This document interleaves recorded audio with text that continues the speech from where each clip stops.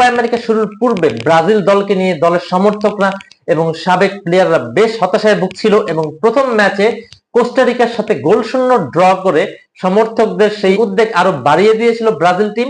তবে পরের ম্যাচে প্যারাগুয়েকে 4-1 গোলে হারিয়ে তারা কোয়ার্টার ফাইনালে যাওয়ার সম্ভাবনা বাঁচিয়ে রেখেছে। তবে তাদের এসিড টেস্ট হবে কলম্বিয়ার বিপক্ষে। কলম্বিয়ার স্পিডি উইং এর সামনে ব্রাজিলের ডিফেন্স কতটুকু সার্ভাইভ করতে পারে কিংবা কতটুকু ট্যাকেল দিতে পারে, এর থেকেই বোঝা যাবে যে নেক্সট ম্যাচগুলোতে তারা যদি কোয়ালিফাই করতে পারে উরুগুয়ে বা আর্জেন্টিনার সামনে তাদের ডিফেন্স আসলে কেমন করবে। ব্রাজিলের যে ডিফেন্স আমরা দেখে এসেছি গত 10-12 বছরে, তার সাথে যদি এই ডিফেন্সের তুলনা করি তাহলে আসলে ব্রাজিলিয়ান ফ্যানরা বা ফুটবল প্রেমীরা আসলে হতাশই হবে। ব্রাজিলের জন্য সুখবর যে শেষ ম্যাচে ভিনিসিয়াস 2 গোল করেছেন এবং এর ফলে ব্রাজিলের হয়ে যে ভিনিসিয়াস ভালো খেলতে পারেন না এই অপবাদটা তিনি কিছুটা হলেও কমাতে পেরেছেন এবং সামনের ম্যাচগুলোতে ব্রাজিল ফ্যানরা হয়তো ভিনিসিয়াসের দিকেই তাকিয়ে থাকবে।